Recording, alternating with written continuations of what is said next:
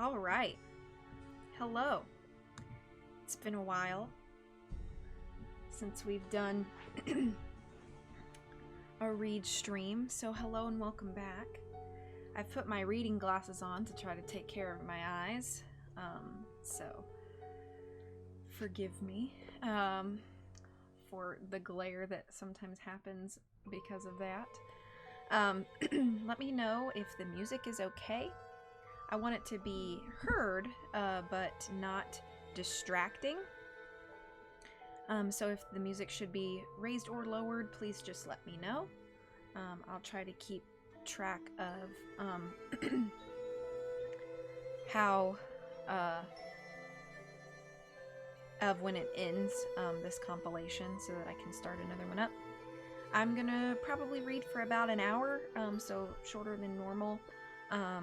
When I do read streams, but it'll feel good to get back into this. So, and to everybody on YouTube, since my read streams are the most popular VODs of mine on YouTube, I, number one, appreciate all of you who have watched both my Nancy Drew series and my Lemony Snicket series for many years on YouTube, and for all of the comments asking me, when am I coming back? Here I am. So thank you so much for being patient and for waiting and for enjoying those past books in the meantime. So without further ado, we'll go ahead and jump on in. So this is The Mystery at Lilac Inn by Carolyn Keene. Chapter 1. Mysterious Canoe Mishap. Nancy Drew, how did you and Helen paddle that canoe up here so fast from River Heights? Cried Doris Drake in astonishment. Nancy, an attractive Titian blonde, grinned up at her friend. Doris was weeding a flower garden at her home along the riverbank. How do you know when we left home? Nancy's blue eyes twinkled. My friend Phil told me on the phone just half an hour ago that she'd talked with you, Nancy, at the Elite drugstore in River Heights. Nancy looked surprised. She couldn't have. Helen and I were on our way here at that time. Slender, pretty Helen Corning, 3 years older than Nancy, frowned. You must have a double, Nancy. You better watch out. I can't understand it, Nancy murmured. You say Phil talked to her and she didn't say it was a mistake? That's right, Nancy, said Doris. But Phil was wrong, of course. After all, she doesn't know you terribly well. Say, where are you and Helen going? To visit overnight with Emily Willoughby and her aunt at Lilac Inn. They're family friends. Emily and her fiancé, we've never met him, have bought an inn, and Em tells me plan to run it full time. Helen added, Nancy and I are to be Emily's bridesmaids. We'll talk over wedding plans. How wonderful, Doris exclaimed. Helen and Nancy said goodbye and paddled off upstream. The Angus River, a tributary of the Muskoka, was banked on either side with dense shrubbery, willow trees, and wild flowers. We're almost to Benton, Nancy said. The old inn should be just beyond the next bend. The next second, something rammed the canoe violently. The impact capsized the craft, hurling Nancy and Helen into the chilly May water. Fortunately, the girls were excellent swimmers. Each instinctively grabbed her buoyant, waterproof canvas traveling bag, bobbing nearby, and swam to a grassy bank. Whew, said Nancy as she dropped her bag to the ground. Are you all right, Helen? Her friend nodded, shivering in her bedraggled shirt and slacks despite the warm sun. What made us capsize? Nancy shrugged. She kicked off her moccasins and plunged into the water again to find out, and to retrieve the canoe. It was drifting upside down a short distance away.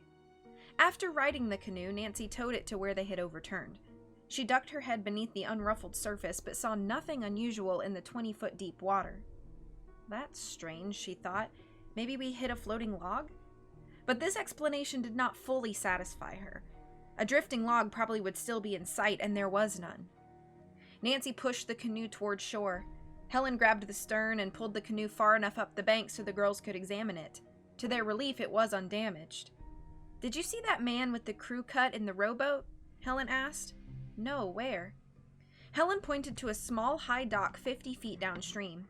She said that while Nancy was swimming, the man had climbed from the water into a rowboat, glanced their way, then gone in the opposite direction. "He didn't even try to help us," Helen said indignantly. "Do you think maybe he upset our canoe?" "I don't see how he could have," Nancy smiled, "but he has upset you. Let's go." The girls stepped back into the canoe and paddled off. As they rounded the next bend, Helen cried, "There's the Lilac Inn dock!" When the canoe came abreast of the dock, Nancy secured it to a post. The girls hopped out and started up the path that led to the inn. On both sides of the path were groves of lilac trees which displayed a profusion of blooms, from creamy white to deep purple. As the girls gazed in delight, a voice called, "Nancy! Helen! I'm so glad to see you, but whatever happened?" "Emily, pretend I'm hugging you," Nancy said with a laugh, and explained their accident. Emily Willoughby, a dainty young woman, had chestnut-colored hair set off to advantage by her white linen dress. Beside her stood a handsome, well-built man with wavy black hair. Nancy and Helen assumed the young man was her fiancé, Dick Farnham, but Emily introduced him as John McBride, an old friend of Dick's. "John is going to be Dick's best man," Emily explained. John smiled cordially. "Dick and I were boyhood friends in California and roommates at college. I'm an army sergeant on a month's leave." He looked at the new arrivals with twinkling eyes. "Emily will tell you why I'm here, and I'm sure glad I am." "Now don't go making up to my friends, John," Emily teased. "Helen is engaged to Jim Archer, who has a position with an oil company overseas. And Nancy, well, she is mighty busy these days." The visitors laughed as Emily added, "You girls change into dry clothes at once." John carried their bags, and as Emily led the way along a shrubbed path which opened onto the spacious lawn surrounding Lilac Inn. Helen and Nancy looked with admiration at the historic hotel erected in Revolutionary times. "Here are the new guest cottages," Emily said as they reached a group of 12 trim white units, "and this one is where you'll stay." She unlocked the door of the second cottage and the friends stepped inside. John set down the bags. "See you girls later," he said. As Helen admired the attractive colonial-style bedroom, Nancy noticed a look of anxiety in Emily's eyes, but the next instant it vanished. Helen and Nancy listened with great interest while their friend said that she and Dick were enlarging the inn. "John's been a big help with our projects. Dick is in New York working on publicity for us." "I'm sure Lilac Inn will be a bang-up success," Nancy told her. "Oh, I hope so," Emily said. For a fleeting moment, Nancy again detected a worried look in the young woman's eyes. "Why?" Emily went on. "You're almost the first guests in our cottage section. John was first. He's staying near you. The official opening of the inn won't be until July 1st. That is, if we can complete everything by then," she added dubiously. "If your aunt is here, Em, I'd love to see her," Nancy said. "Aunt Hazel's been looking forward to seeing you. I'll tell her you've arrived. Come over to the inn after you've unpacked." Nancy and Helen changed into pastel cotton dresses, put away the few belongings they had brought, and headed for the inn. As they walked across the lawn, they passed gardeners who were pruning trees and cultivating flower beds edged with pansies. "It's perfectly beautiful here," Helen remarked. The girls went to the front of the inn, a 2-story clapboard building with a 1-level wing on either side. All around it were lilac trees and other flowering bushes. Nancy and Helen mounted the wide steps and entered the center hall. Its paneled walls, old staircase, and beautiful cut-glass chandelier made them feel as though they had stepped back into an earlier century. The reservation desk was in an alcove off the hallway.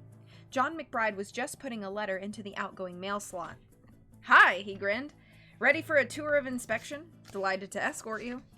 "We accept," Helen smiled, after Nancy and I say hello to Emily's Aunt Hazel. Just then Emily entered the hall. "Aunt Hazel is, busy. but she'll be free in a few minutes. In the meantime, I must speak to Mr. Daly, the former owner of Lilac Inn. He's staying to manage the dining room, which we've kept open for business." She led the girls to a narrow corridor which ran off the lobby. "Why don't you two wait for Aunt Hazel and me in my office? It's the 4th door down." Nancy and Helen proceeded along the corridor. As they passed the second door, which was partially open, the girls heard a familiar voice say, "I can't lend you any more money, Maud. Please don't ask me again." Before Nancy and Helen could retreat, Aunt Hazel Willoughby walked quickly from the room. She was followed by a younger woman who had an angry look on her rather pretty but petulant face. "Nancy, Helen," Emily's aunt exclaimed, stopping short. "How nice to see you both here. I'm so glad you could be Emily's attendants." "We are too," Nancy smiled, and Helen added, "Emily's going to be a lovely bride." Mrs. Willoughby, a woman of 55, beamed. White hair framed her face in soft waves, and she was impeccably groomed. She introduced her companion as Mrs. Maud Potter and said she was going to be the inn's social director for the summer. "Well, that sounds exciting," said Nancy pleasantly. For a moment, Maud's eyes narrowed. Then she tossed her head. "I may not be here July 1st, she exploded and walked away rapidly.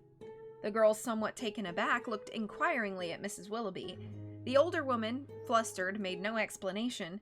She excused herself and hurried after Maud. Nancy and Helen exchanged glances. "What a way for a social director to act," Helen said in disgust. "I wonder why the two women were quarreling about money." At that moment, Emily rejoined the girls and led them into her office. The room was cozy with a braided rug and pine furniture. The desk in front of the window was cluttered with papers. "Dix," Emily laughed. Then she sobered. "He is worried about finances, poor boy. So far, he hasn't been able to raise as much capital as we need," she confided. "I had a hard time convincing him to agree to a certain idea of mine." "Can you tell us about it?" Nancy asked. Before Emily could answer, there was a cry of pain from somewhere in the garden. The three girls dashed outside through the front entrance. Apparently, one of the gardeners had stumbled into a large hole in the pathway being strewn with gravel. The man was moaning. "Oh, Hank!" Emily gasped. The girls hurried to his side and discovered that one of his legs had gone down through some soft earth. "Pull me out," the gardener demanded. With the girls' assistance, Hank was freed. "I hope your leg's not broken," Emily said solicitously. Hank shook his head. "Just a bad sprain. I wasn't looking where I was going. What I can't figure out is how that hole got here. Queer things have been going on at this inn. I'm thinking of quitting. Anyway, I'm going home now." "Oh, don't quit," Emily cried. Several other gardeners had rushed up. All denied having dug the hole. Emily asked one of them, a thin, narrow-eyed young man named Gil Gary, to drive Hank to his house. The other men returned to their work, but the girls remained at the site of the accident. Emily's face was troubled. Nancy asked impulsively, "Something's bothering you, Em. What is it?" Emily whispered a reply, and it astonished her friends. "Dick and I seem to have a mysterious enemy. He's trying to jinx Lilac Inn." End of chapter 1. And Nancy, well, she's terrible at dating, but she'll make out with any guy that gives her time of day. Oh. Emily's fiance has an unfortunate name.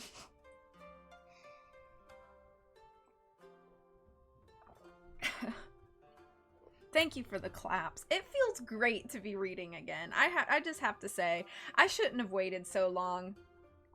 It really feels great. I'm a little bit like phlegmy, and I think it might be the cream in my coffee, so I think I'm going to switch over to some water.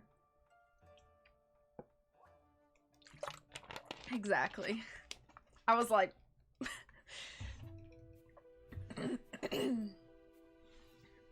Okay. And we'll just move right on.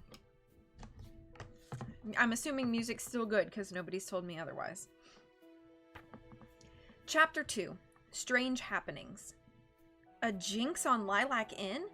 Nancy and Helen stared at Emily in astonishment. "Tell us about it," Nancy urged her friend. Emily sighed. "I will.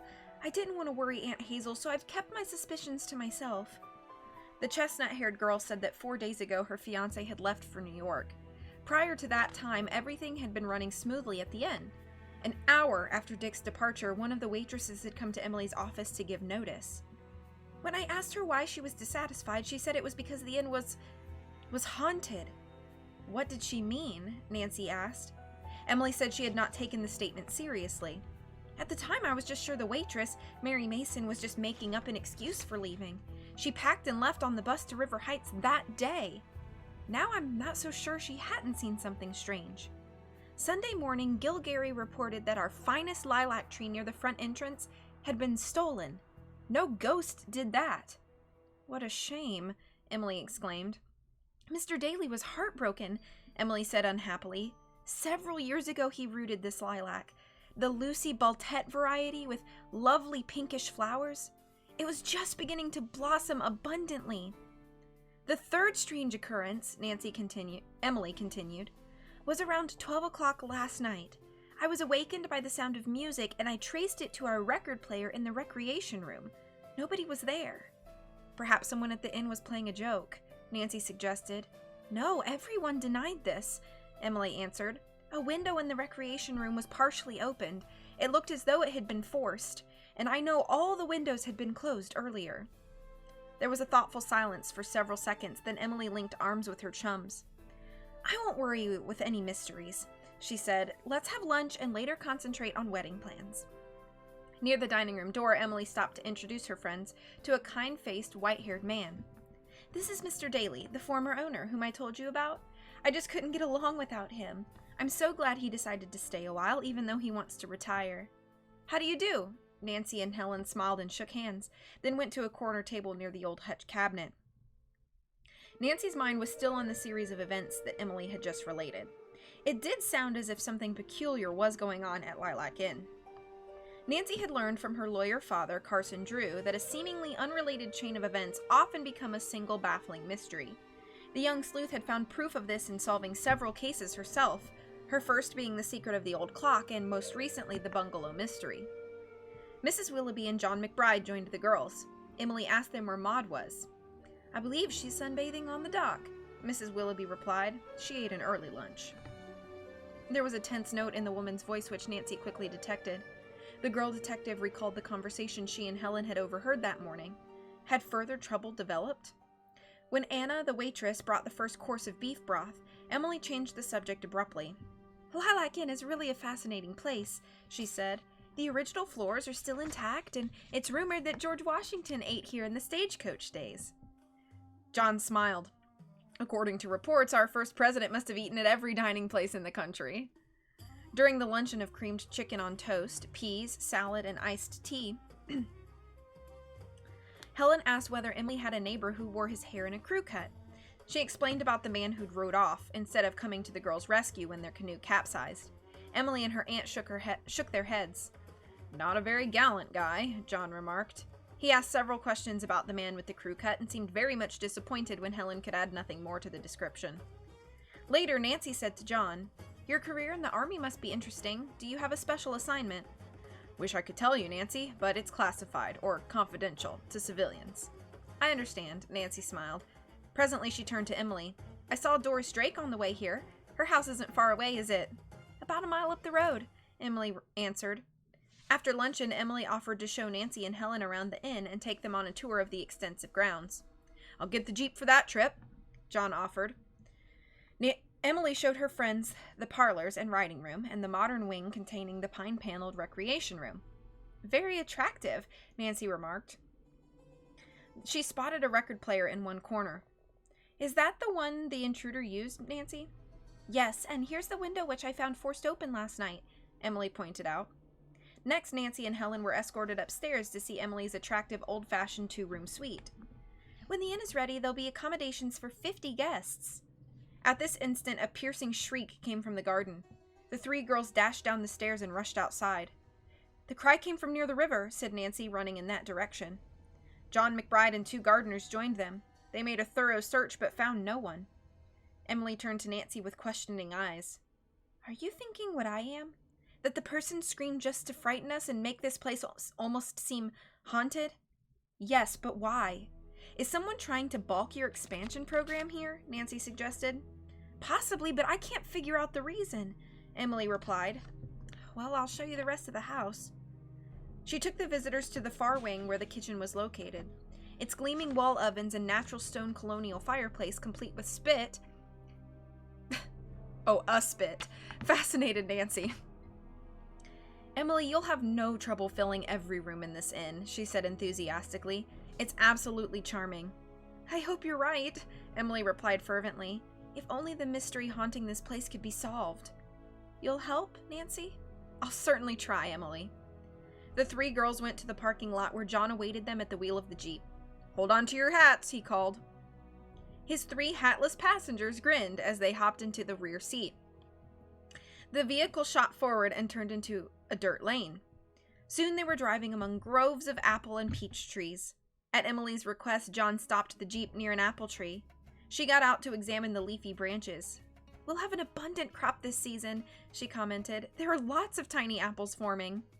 John had climbed out also. Suddenly he stooped and examined the ground. What are you looking at? Nancy called to him. A big fat beetle, John laughed.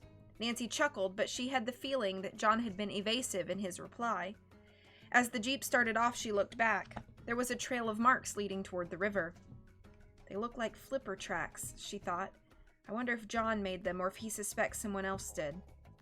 Later, when the young people returned to the inn, they found Maud Potter on the patio. Nancy was amazed at the change in the woman's manner. Now she was smiling broadly as she waved a folded newspaper. Nancy, she cried effusively, you're a skin-diving celebrity! What do you mean? Nancy asked, puzzled, as Mrs. Willoughby joined the group. Maud opened the paper and pointed to page 1 of the River Heights Evening News.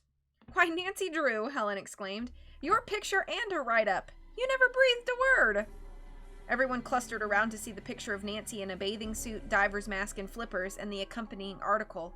The caption read, Daughter of local lawyer Carson Drew learns her ABCs in skin diving.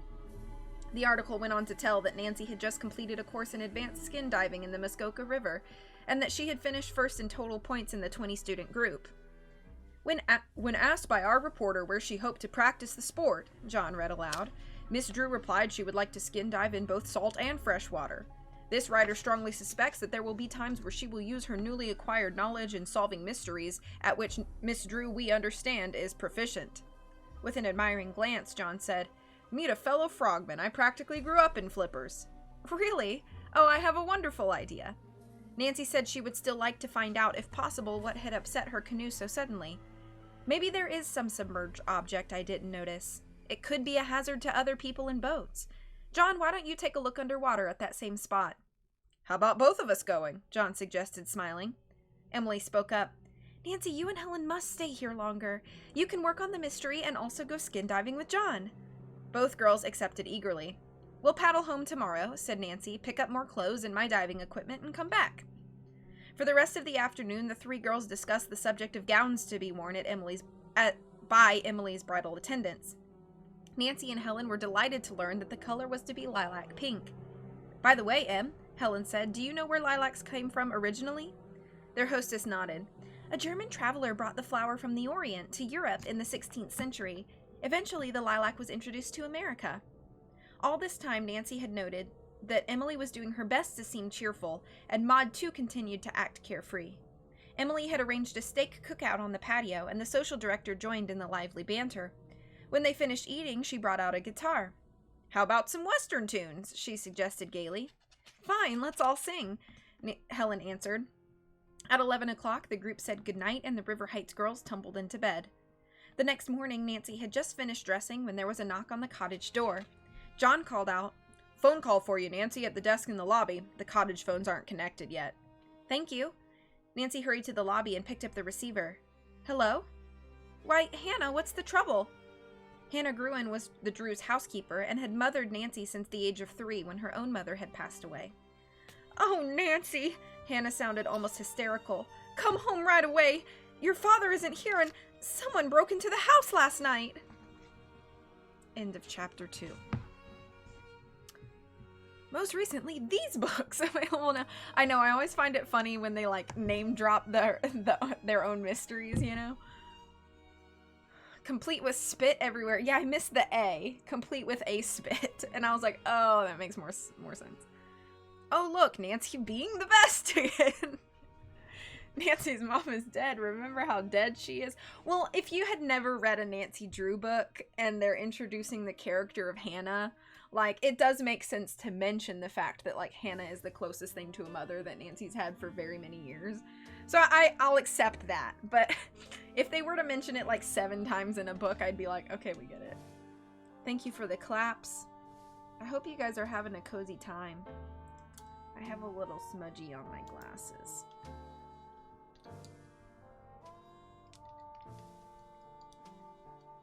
We'll continue on. This one curl keeps separating from the rest, and it kind of bothers me because I want it to be with the rest of them. And it keeps, like, falling separate. That's why I keep tucking my hair. It's fine. It can, see it? It's just unruly. Nancy doesn't look for darkness. Darkness found her. Pardon me a moment. I have a little bit of nose drip.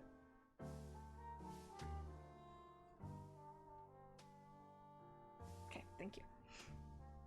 That's all I remember from the CW show. I haven't watched a moment of it. Okay. Moving on. Chapter 3. A stolen charge plate. Nancy was shocked by Hannah's news. Have you called the police about the prowler? She asked the housekeeper. No, I wanted to tell you first. I didn't know what had happened until I carried some clean clothes to your room. The second floor seems to be the only place disturbed. Hannah explained that she had tried to reach Mr. Drew at his hotel in Cleveland, where he was working on a case, but the lawyer had been out.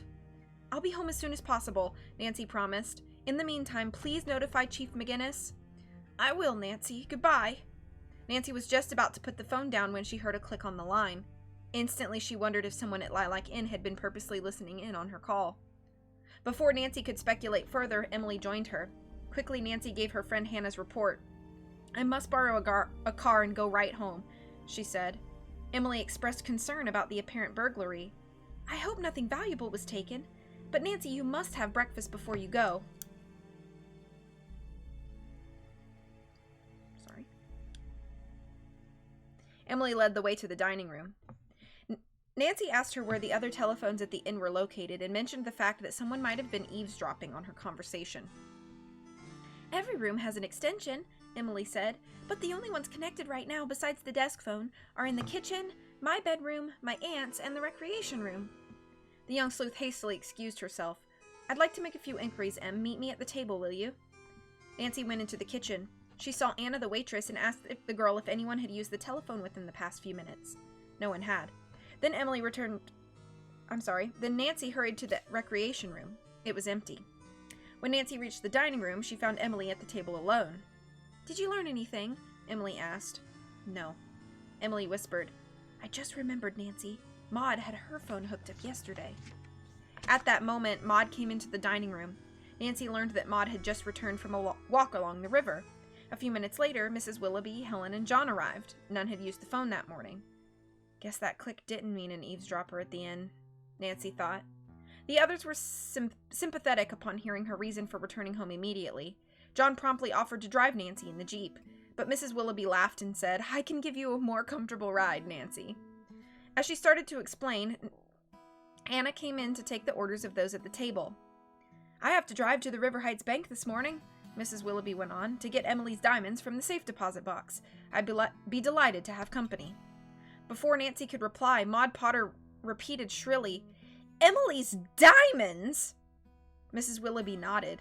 As you know, I've been Emily's guardian for 5 years since her parents were killed in the plane crash. Her mother's will states that she's to receive the jewels when she's 21. Emily dimpled. And that's in 2 weeks. But I coaxed Aunt Hazel into letting me have them earlier. She's going to sell enough to help Dick and me with the expenses at the inn. Nancy smiled. That must be the plan you told me about yesterday. That's right. Emily's eyes sparkled. Maud had been listening intently.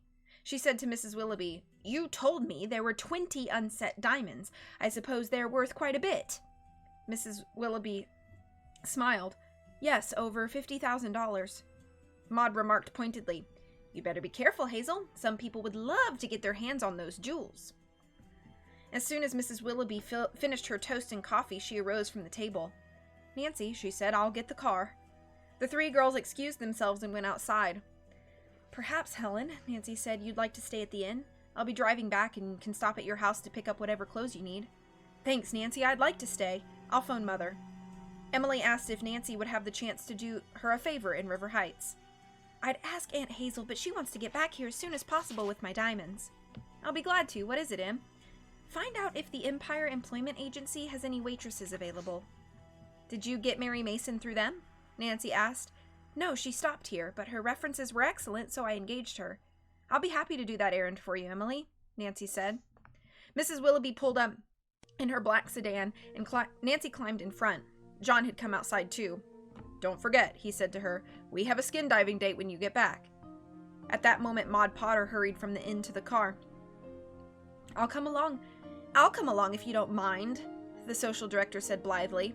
She hopped in beside Nancy without waiting for an invitation. Mrs. Willoughby's lips tightened, but she made no comment. Goodbyes were exchanged and the car started off. Soon the sedan was speeding along the main highway. Any ideas about your burglar? Maud asked Nancy. No, Nancy admitted, except he might have been trying to break into Dad's safe. Maud cocked her head. Does your father keep important papers at home?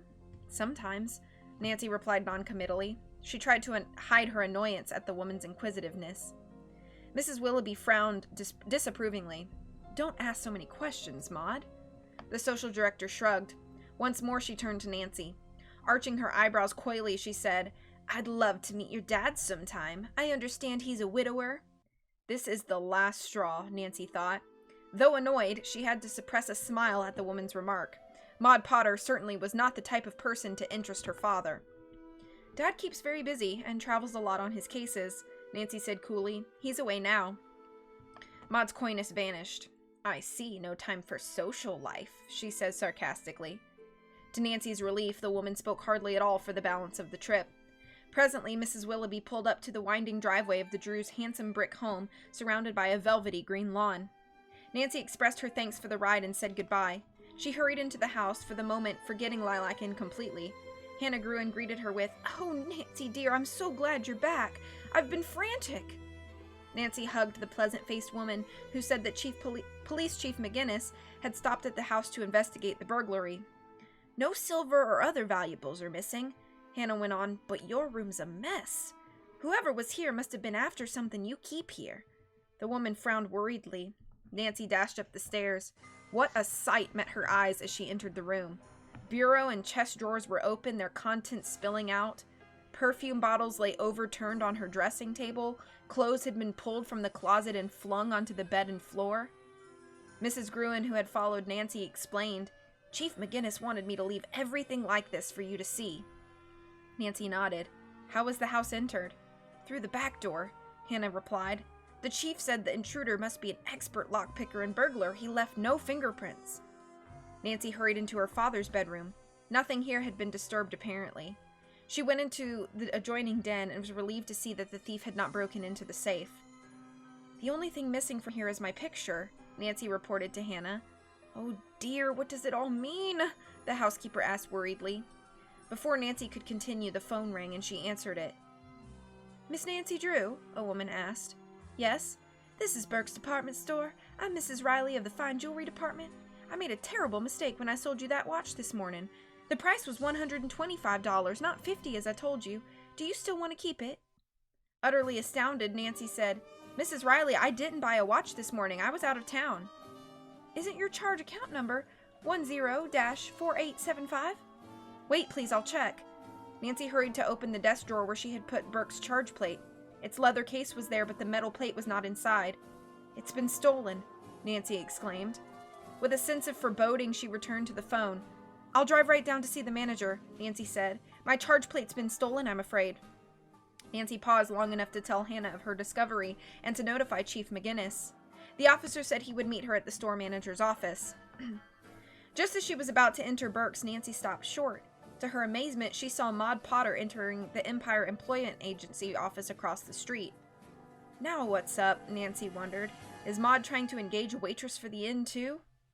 Puzzled, she hurried into the department store and took an elevator to the third-floor office of the manager, Mr. Goldsmith. I'm Nancy Drew, she greeted him pleasantly. I want to explain... She got no further. With a stern look, the manager said curtly, "I know all about the watch you claim not to have bought early this morning, but how about those other items you carried away?" Dumbfounded, Nancy could only echo, "Other items?" Grimly, the manager continued, I don't know what your game is, Miss Drew, but unless you have a twin, you owe Burke's department store for merchandise worth $2,000. End of chapter 3. Hello, Vand. It is a pretty awesome book cover. Nancy being annoyed at someone else being nosy? Ironic. Yeah, she want to meet that dad. It's okay when Nancy does it because investigation. When others do it, terrible people who deserve the chair. $2,000 in 1930 was a lot. That's probably what, $15,000 now? Which, those are some expensive jewels, I guess. Alright. I'm gonna keep going for a little bit longer. Oh, you multiply by 20? So, 40,000?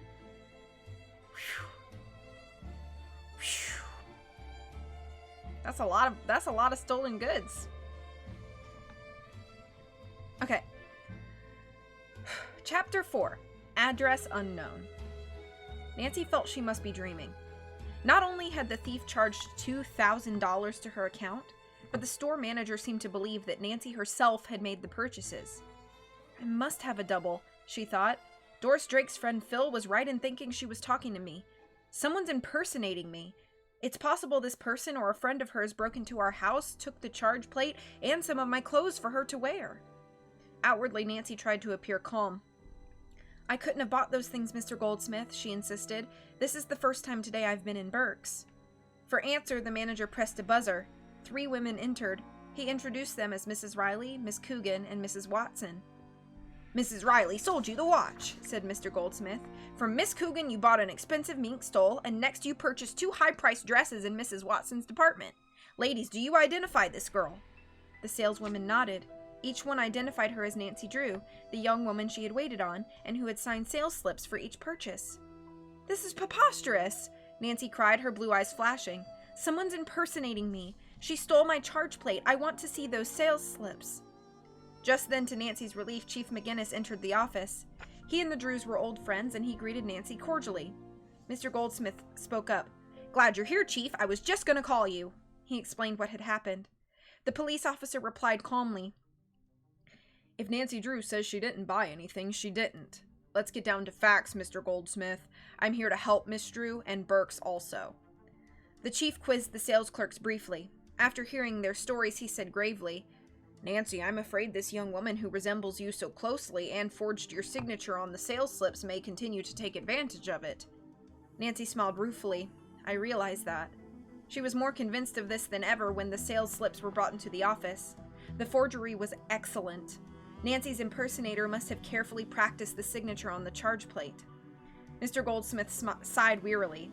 I'm sorry, Miss Drew, about this whole matter and that I suspected you of dishonesty.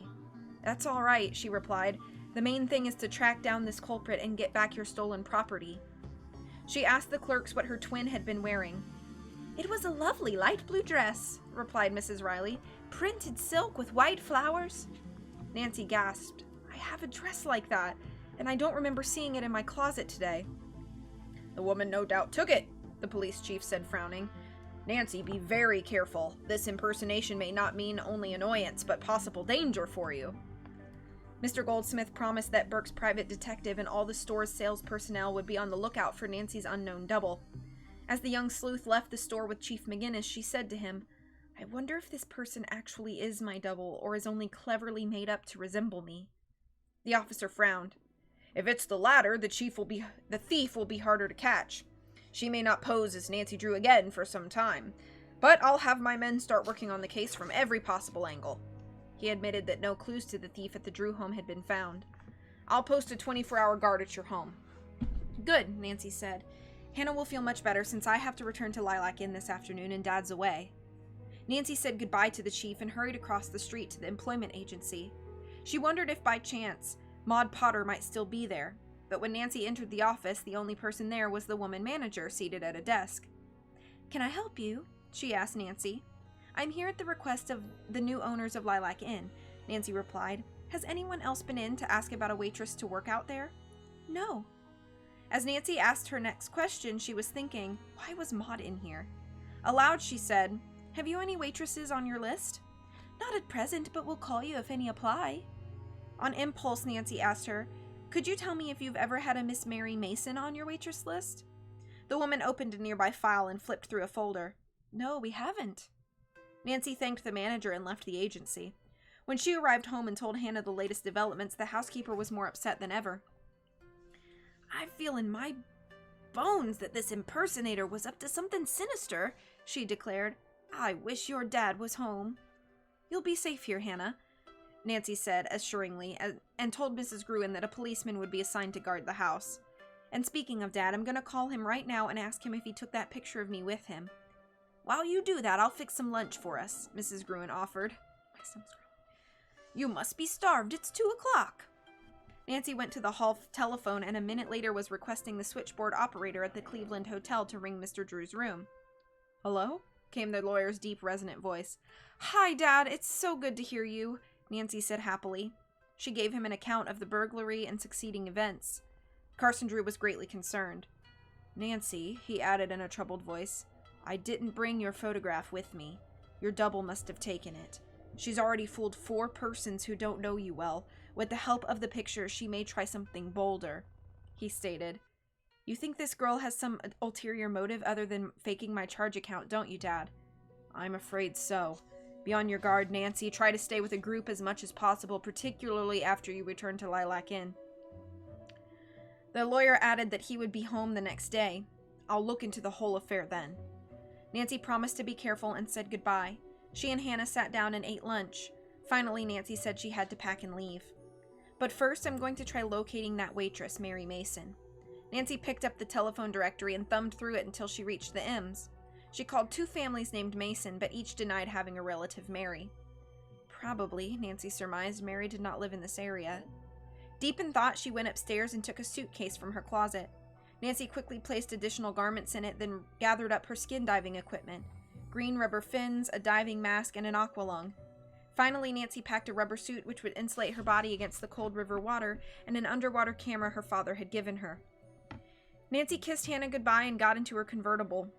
She drove to the Cornings' home and picked up Helen's suitcase, then set out for Lilac Inn. Her thoughts revolved around the mystery out there and also on the problem of her impersonator. No one could look enough alike me to be absolutely identical. Why, even identical twins have distinguishing characteristics, she told herself with a smile, such as the shape of fingernails, voice tones, facial expressions. The late afternoon traffic on the highway to Benton was becoming heavy. Nancy turned from the main road onto a very narrow, less used one. Presently, in her mirror, she saw a red panel truck behind her coming along at an alarming speed. Nancy, at the same time, noted an arrow indicating a sharp curve ahead. She braked and motioned the truck driver to slow down. Either he did not see her signal or was ignoring it. Instead of slowing down, the truck's speed increased as if to pass her. The curve was not wide enough for 2 cars to go side by side. On Nancy's right was a deep ditch filled with water. She had no choice but to start around the curve. To her horror, the other vehicle was already edging around her left fender. Nancy glimpsed a chrome eagle ornament on the truck's hood. A split second later, her convertible was forced over into the ditch. End of chapter 4. I'm just impressed a teenager like Nancy has $2,000 credit line in 1930. Maybe they didn't have limits. Maybe that's how the Great Depression happened. Gonna call Dad now. Hope it's the right time for that trigger right now. In before, Nancy's twin is like a 400-pound guy in a wig saying things like, huh, instead of, and it's not unlocked, instead of it's locked. Uh-oh, Nancy driving scene in a Nancy book. She's crashing.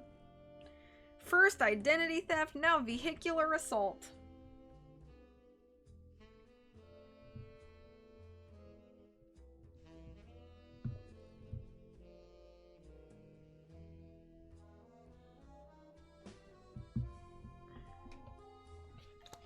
think I might do, like, one more chapter.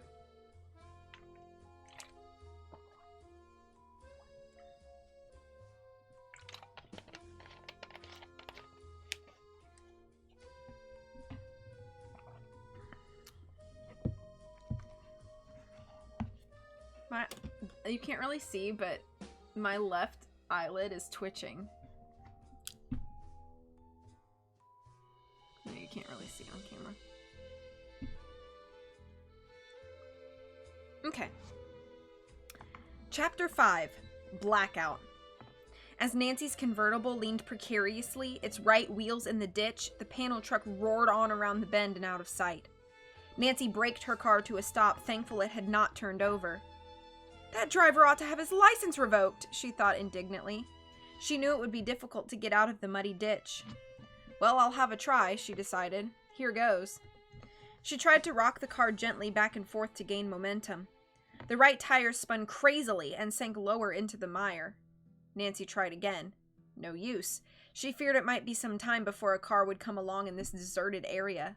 Finally, she decided to search for some objects to force under the right wheels for traction. Just then, Nancy heard an automobile approaching. Thank goodness, she murmured a moment later, a state police car. It drew up and parked at the side of the road. A young officer hopped out. Having trouble, miss? He asked. Lieutenant Bryce, Benton State Police Barracks, he said pleasantly. Nancy introduced herself, then explained. He asked if she had noted the truck's license plates. No, she replied, but described the truck and the chrome eagle ornament on its hood. Lieutenant Bryce said that if he found the truck, he would see that the driver was brought to court. I have a tow chain in my car. I'll try to pull you out. Keep the engine in gear. 5 minutes later, the convertible was out of the ditch. Nancy thanked the trooper for his help and drove off. It was almost 6 o'clock when Nancy pulled into the Lilac Inn parking lot.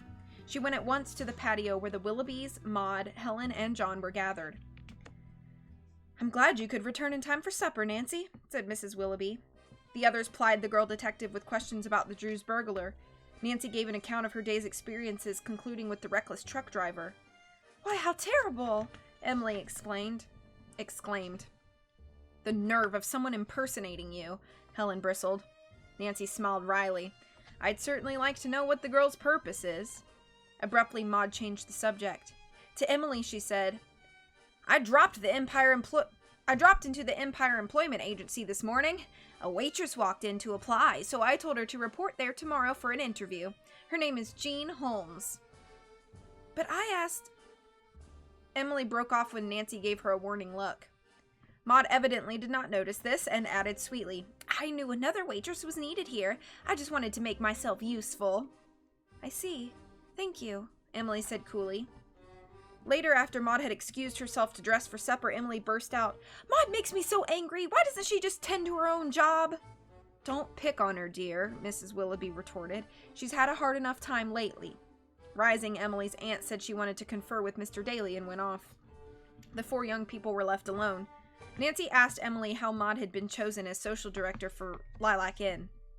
Aunt Hazel asked us to, Emily replied.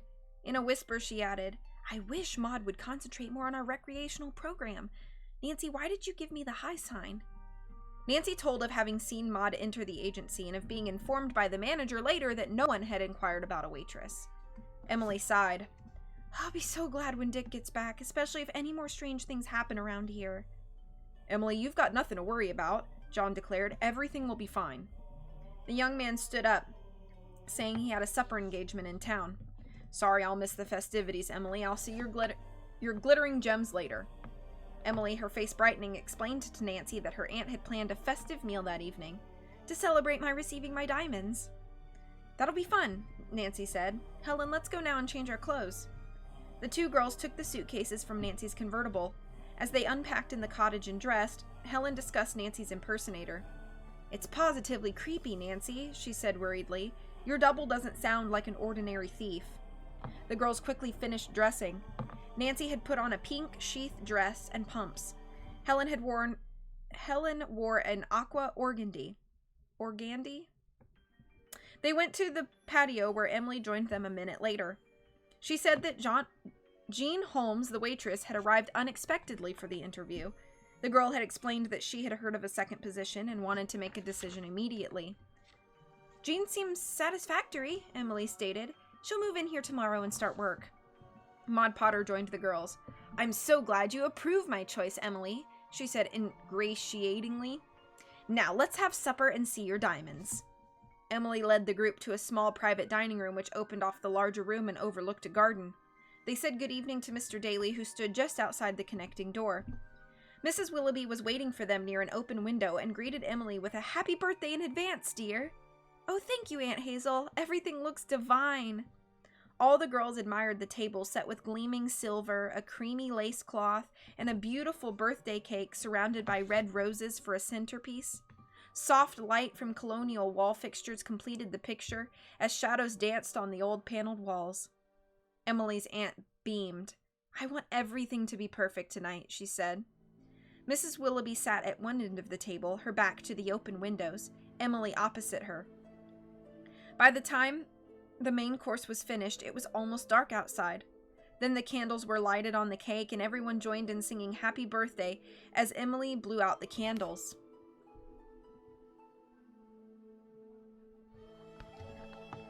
After dessert, Mrs. Willoughby asked Mr. Daly to close the door to the private dining room. The elderly man nodded understandingly and shut the door. Mrs. Willoughby withdrew a white velvet jewel case from her handbag. Getting up, she went to place it on the table before Emily, then returned to her chair. With a smile, she said, This is a wonderful moment for you, Emily, dear, the inheritance from your mother.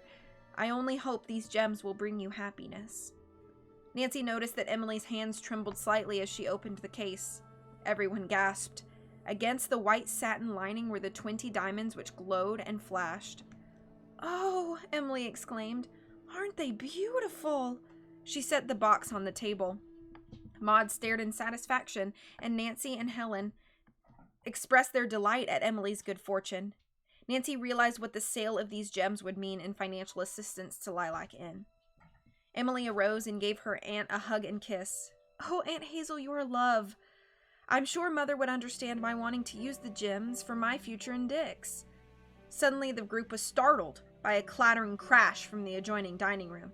Simultaneously, the lights went out. Nancy hurriedly rose and flicked the wall switch back and forth, but the room remained dark. Mr. Daly, called Emily, opening the door, will you please check the fuse box in the cellar? I will, he replied. I think a main circuit's blown. All our lights are out. Oh dear, fretted Mrs. Willoughby. What a trying bother. Yes, these old buildings are so undependable, Maud said crossly. Something's always breaking down. That can happen in a modern one too, Nancy said in defense of Lilac Inn. Maud merely sniffed in annoyance. To everyone's relief, John had heard shouting from the garden. Hold everything, I'll be right in. But as John stepped through the open window, the lights came on again. The next instant, Emily, returning to her chair, gave a horrified cry. My diamonds! They're gone! The others gasped in disbelief. Hazel Willoughby, ash white, stared at the place on the table where the velvet case had rested. Then she pitched forward in a faint. Oh! Emily sobbed fearfully. Your aunt will be all right, said Nancy, who had jumped up. Quickly, she and Helen dampened napkins with ice water from the tumblers and applied these to the woman's head and wrists. In a few seconds, Mrs. Willoughby revived. I'm sorry, she apologized weakly. Such an awful shock. The diamonds vanishing into thin air. Emily insisted that her aunt go to her room and lie down. I'll be all right, dear, really. What do we do now? Mrs. Willoughby looked around helplessly. We better keep this to ourselves, John said. Otherwise, dinner guests will be upset. I'll check outside for prowlers, however the thief didn't go out this window. Nancy decided to do some sleuthing for the thief in the building and hurried into the main dining room. The only two guests were two elderly women waiting to pay their bill. Nancy learned from them that the waitress Anna had accidentally dropped a tray, which caused the clattering noise just before the lights went out. The ladies were sure that no one else but Mr. Daly had been in the room at the time. Nancy next went to the kitchen where the cooks and waitresses were cleaning up after the evening meal. The girl detective asked where each of them had been when the inn was plunged into darkness. All the women except Anna replied that they had been in the kitchen. Anna gave Nancy a curious look. Why do you ask? The young detective explained that Emily Willoughby wanted to be sure no one had been hurt by an unexpected fall during the blackout. Nancy left the kitchen and hurriedly went through the other first-floor rooms but saw no one. As she walked back toward the private dining room, Nancy met Mr. Daly in the lobby. He told her that he had found nothing wrong with the lighting system. "I just can't understand what happened," he said, then added, "I just heard from Emily about the missing jewels. How dreadful." John came in at that moment and said he had found no prowler on the grounds. "By this time the jewel thief's undoubtedly far away," he concluded. As Nancy turned with him to the private dining room, she was deep in thought. Logically, the only ones who could have taken the diamonds were she and her 4 dining companions. But that's absolutely unlikely, Nancy told herself. She reported her findings to the others. Maud Potter's eyes narrowed. "I suppose you think Emily should search us," she said nastily to Nancy. "Maud," Emily protested. "Nancy meant no such thing." Maud paid no attention, but turned on Mrs. Willoughby, who was still pale. "You can blame yourself, Hazel. Announcing in a public dining room this morning you were going to get Emily's diamonds." "I know," Mrs. Willoughby sighed, but Emily put a comforting arm around her and gave Maud a look of disapproval. "Let's all search this room," Nancy proposed quickly. "We might find some clue."